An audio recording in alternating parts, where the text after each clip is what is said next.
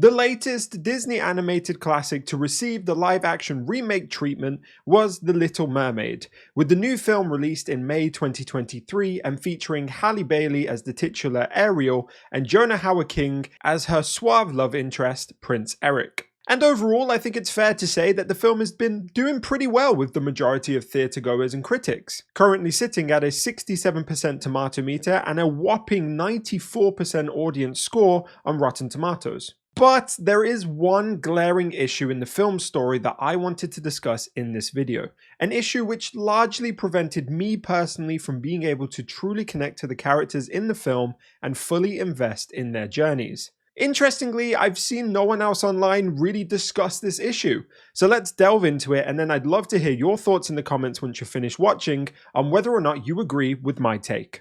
Before we get started though, I do want to issue a spoiler warning for The Little Mermaid 2023 for this video. If you haven't seen that film, pause this video, go watch it, and then come back later to finish it off. Now, because I don't want this video to just be 10 minutes of me bashing The Little Mermaid, I thought I'd start out with things that I actually enjoyed about the film, starting with the casting of Halle Bailey as Ariel. When this decision was announced in 2019, it caused quite a stir with fans of the original film and general movie fans alike for one specific reason. Some people just really couldn't handle the idea that Ariel wasn't going to be white.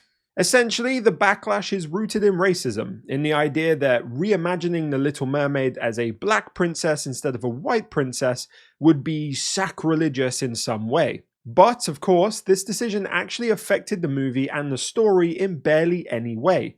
If anything, it heightened the message of the film. In the remake, the idea that Ariel and Eric's love is forbidden due to the fact that they are part of the Sea World and the human world respectively is discussed to a much larger format than in the original 1989 film. With Ariel being a black mermaid and Eric being a white human, this storyline holds up a mirror to our own society's preoccupation with interracial relationships and delivers strongly on the message that love conquers all barriers. And it wasn't just in Ariel that we saw an improvement in the film's representation. In the original animation, all of Ariel's sisters are also white, whereas in the remake, this is no longer the case. And having more representation in blockbuster films, especially those marketed towards children, is never going to be a bad thing. The Little Mermaid has provided more opportunities for young girls to see themselves up on the big screen as a princess and a mermaid. And the resulting happiness and joy that this is bound to bring is why we should continue to be striving for these choices to be made. Moving on, a few of the other things that I really liked about the film included the subtle change in lyrics for Sebastian the Crab's Kiss the Girl song. The original lyrics, "Possible she want you to, there is one way to ask her, it don't take a word, not a single word," have now been altered to "Possible she want you to, use your words boy and ask her." Did you really think I was going to sing that part? Hell no, it's never going to happen. This change, as many have already recognized, is to fall more in line with the idea of ensuring consent has been obtained on both sides, with the director of the remake, Rob Marshall, stating, "It's important to remember that the culture and sensitivities have changed over the last 34 years, and it's vital that we are respectful to those changes." The character of Eric was also greatly improved in the remake, with the addition of his mother being featured in the film providing a much more interesting and three-dimensional backstory for the character. We learn that Eric lost his parents when he was just a baby before being adopted by the current king and queen of the kingdom and inheriting the role of prince. However, throughout the film, he is openly struggling with the expectations of this role, believing that his true calling is to be sailing the sea and exploring the world as an adventurer. His new story largely mirrors the struggle that we also see Ariel going through, the idea of not fitting into your predetermined life and wanting something new and different. This makes their attraction to each other a whole lot more understandable and allows it to foster a deeper connection than just a physical attraction. And the final thing that really stuck out to me as something that I liked about the film was the decision to allow Ariel to be the final hero of the story. In the 1989 original, the final fight between Ariel and Eric against Ursula, the film's antagonist, culminates with Eric steering a ship into Ursula, thereby killing her and saving Ariel, who was trapped at the bottom of a whirlpool. In the remake, this fight is largely the same, with the slight alteration of Ariel now being the one to steer the ship to deliver the final blow to Ursula and save Eric from her clutches. Whilst I have seen this decision being criticized online for ruining Eric's character, it makes total sense that the main character of the film, Ariel as the Little Mermaid, would be the one to ultimately defeat the film's antagonist. Alright, so enough of being nice. Let's move on to the title of this video, the biggest problem with the remake of The Little Mermaid. Throughout the film, I found myself watching the relationship between Ariel and Eric unfold and feeling very uncomfortable. And the reason for this lies in the perceived ages of the two characters. In the 1989 original film, Ariel explicitly states her age as 16 years old, whilst the age of Eric is never officially revealed, although we assume that he is also of a similar age to Ariel.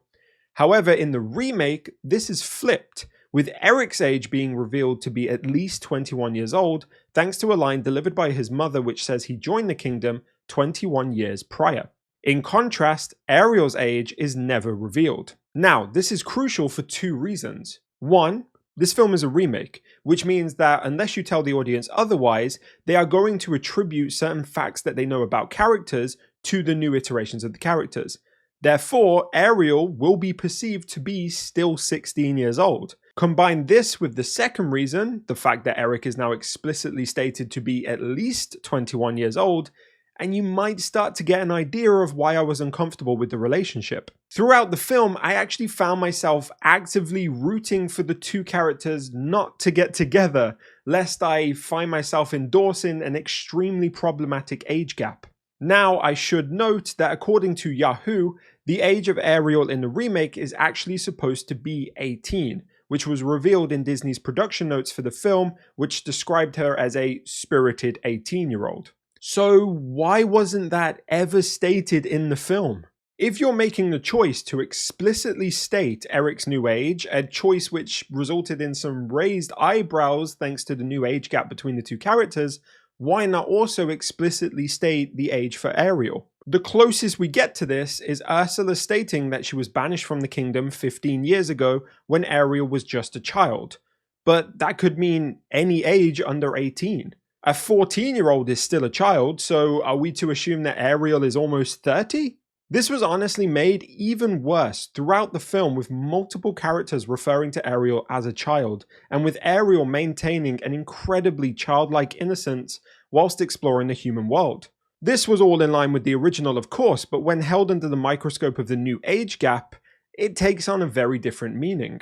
I mentioned earlier, whilst I was discussing the positives of the film, that this will be seen by young girls across the world. And that's exactly why this perceived age gap is the biggest problem of this film, because it creates a normality of such relationships in their minds. In a world where young women are at constant risk of grooming from older predatory men, this kind of decision and representation feels like a huge and very detrimental oversight from the creators of this film. It wouldn't have been difficult to include a line from Ariel that states she's 18 years old, or to revert the change for Eric so that his age falls closer to 16. This latter choice may have caused an issue for the casting of the film due to the actor's real age, so the former was probably the more ideal choice. Ultimately though, we're left with an otherwise great film being tarnished by the depiction of an extremely problematic relationship. But what do you think? Do you agree with my analysis of the age gap and the resulting consequences? Let me know down in the comments. I'm always interested to hear your thoughts. And of course, if you did enjoy the video, please do leave it a like because it really helps me out, and make sure that you subscribe to the channel